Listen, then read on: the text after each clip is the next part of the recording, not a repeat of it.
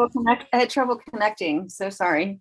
That's no problem at all. We're all getting ready. It's only, it's 3:33, and this is the Subcommittee of Local Government by County Agencies of the Environment and Transportation Committee. And we have a very short agenda today. We have exactly two bills to talk about. So I'm going to start with, if you don't mind, asking Matt to just take us through each bill one at a time. So the first bill is a bill that had been considered by the subcommittee originally, and that's HB 517. This was the bill that expanded the various types of projects that may be financed under a clean energy loan program enacted by a county or municipality. This would add water efficiency projects, environmental remediation projects, and resiliency projects. The last time the subcommittee met on this bill, it voted to include an amendment that would conform to the Senate crossfile of the bill. That crossfile added in language from another Senate bill on grid resiliency projects.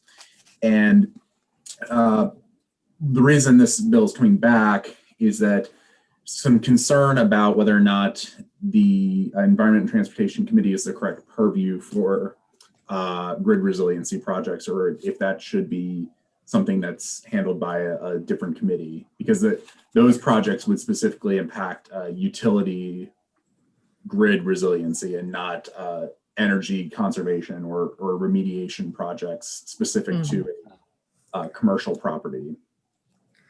So the request is that we take the amendment off that we put on. So actually, the motion is to reconsider the vote by which we added the amendment and just deal with the bill as it came in. And we'll have the Senate bill to deal with. It'll probably go to conference committee anyway. So, but this keeps us clean with our jurisdiction as far as economic matters goes. So is there a motion? I'm sorry, what was the amendment again? The amendment was HB 0517-483-223-1. It was something that had been sent out at a prior meeting. If you would like, I could send it back out to the full subcommittee now. No, I was just wondering if you had a summary. Oh, sure. So the amendment was a sponsor amendment. It would amend the bill to conform to the Senate crossfile, and the crossfile added these grid resiliency projects in as another type of project that could be funded through this loan mechanism. So basically, it will be different from the Senate, and but we won't have to. If we accepted that amendment, we'd probably have to run it by economic matters, and it's really not necessary. So I think I got it. Okay, I'm sorry. Go ahead, Delegate Teresa. I'm really confused. So the sponsor put in an amendment, but we're taking it off, even though the amendment matched it to the Senate bill. Like, who's? Yeah. That's correct. Does the sponsor know that we're taking it off? I don't know. I think probably because she's been working with the Senate on, I don't really know. She didn't speak to me about it, so I don't know. The issue is jurisdiction in the House of Delegates committees. And the amendment was not part of her original bill. It was to accommodate the Senate, and we'll have the Senate bill's already here, I believe, right? It's in the House. Yes. So we'll be able to deal with the Senate bill, and we'll set up a conference committee to deal with the differences between the two bills. So we just need to keep this bill. So can I ask a question? Sure, of course. So Well, the original. let me just make sure Delegate Teresa's question. Are you? Well, clear? mine's kind of related, I guess, but Yeah, I thought he was trying to clarify mine. So Okay, if his is to sure. clarify mine, then that's great, because I'm still a little confused. well, yeah, it goes to the amendment because the original bill was only to look at clean energy loan programs by a county or municipality, wasn't it? And now we're adding electric. How many counties or municipalities have their own electric grids? I mean, I know we have one here in Williamsport. There are a couple, but yeah. Williamsport, not every Thurmont were county. the only two I was aware of in Potomac Edison service territory. So doesn't that amendment kind of change the whole meaning of the original bill? It would include projects that probably aren't specifically things that would be handled by the commercial property owner, or if a county were to establish one of these programs, a residential property owner. It would go outside of just the property owner's direct control. I think that's if you were to include grid resiliency components as well. That's in part why I think the amendment and the Senate bill that is specific to these grid resiliency projects. So that's the other thing to keep in mind is there's a cross file in the Senate of this bill, which are for these remediation projects and water efficiency projects. And then there's a separate bill in the Senate, SB 54, on grid resiliency projects that was departmental. I think there was because they were affecting the same program, it was, the intent was to kind of roll them together, but they are dealing with different issues and different types of projects. And there's a different configuration of subject matter in the Senate committees than there is in the House committees. So this Senate Bill 54, is it still alive in the Senate and it's coming over as well? I can check its status now. All I'm seeing at this point is that it had been referred to committee, and that would be the Finance Committee. All right. Yeah. Any other questions? Concerns, discussion? So your thought is if we take the amendment out, there's a difference. It's got to go to a conference committee or whatever and be worked out. I Well- believe so. But I'm going to ask Matt, the staff, to make sure. Well, so right now we're not taking any. You're just considering the House bill. We would instead of amending to conform to the Senate, you would just be passing the House bill as introduced, and then, of course, in a week or so, you'd be taking up the Senate version of the bill, which has the amendment on it. All right. Does the Senate bill, oh, sorry.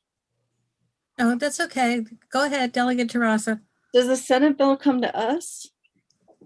The Senate crossfile of this bill would come to ENT. But the other bill, SB 54, that just dealt with these grid resilience projects, probably would not. It would likely go to ECM. Okay. So let me just clarify, because maybe I just missed something at the very beginning, even though I was here for this part of the conversation. The Senate bill is only the part that was in the original House bill 517. So there are two bills that we'd be discussing. I think I understand the cross file of House Bill 517 is Senate Bill 319. Senate Bill 319 has been amended to include project types that are in Senate Bill 54. So in this instance, the proposal would be to pass House Bill 517 just as introduced without these grid resiliency projects. And then subsequently, ENT would receive Senate Bill 319, the cross file of House Bill 517 that was amended by the Senate to include the project types that are in Senate Bill 54. But isn't that what Senate? I don't know why I'm having so much trouble with this, and maybe if everybody else gets it, then I can just drop it. And maybe you guys understand what's going on, but I thought what you were saying is that 517, Mm-hmm. with the amendment that we're trying to take out, looks like 319 with 54 added to it.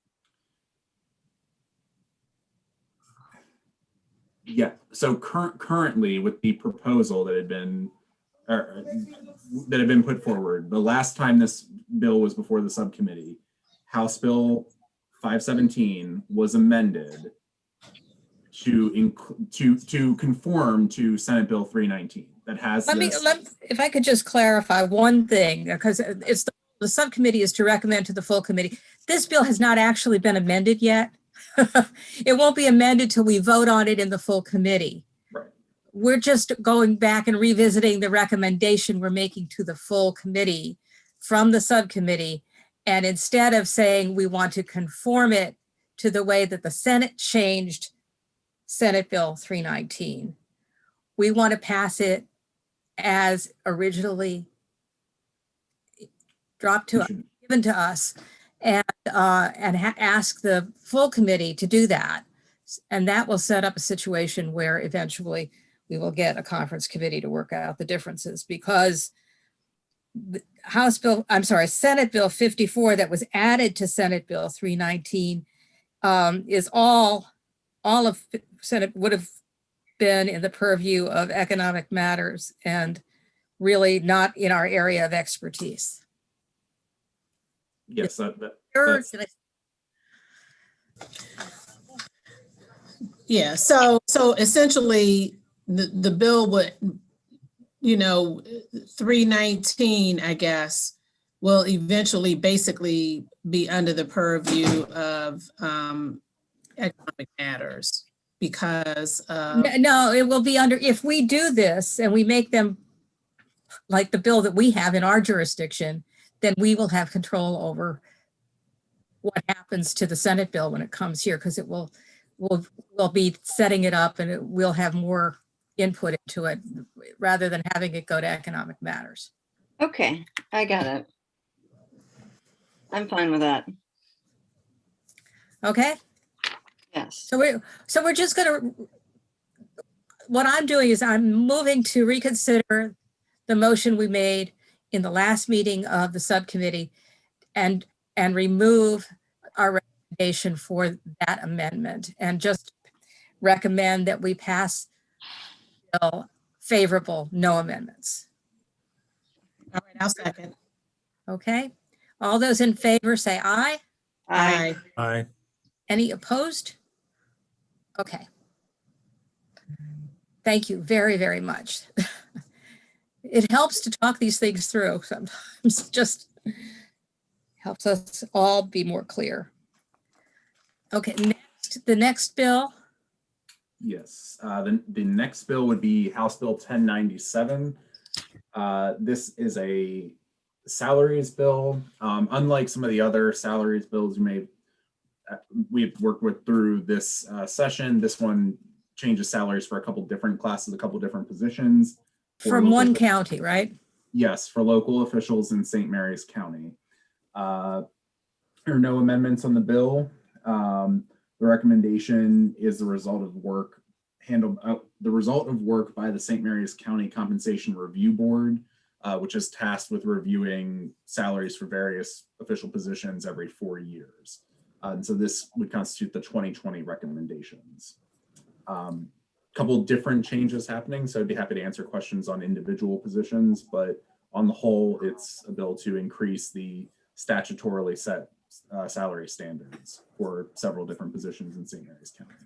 Things like the sheriff and state's attorney, that kind of thing? Yeah, so this would be judges of the orphans courts, school board members, and I believe county commissioner members. And then one other thing to keep in mind, the constitutionally required language that this wouldn't apply to a sitting member is included in the bill. So it would start at the next term. It's just a straightforward local salary bill.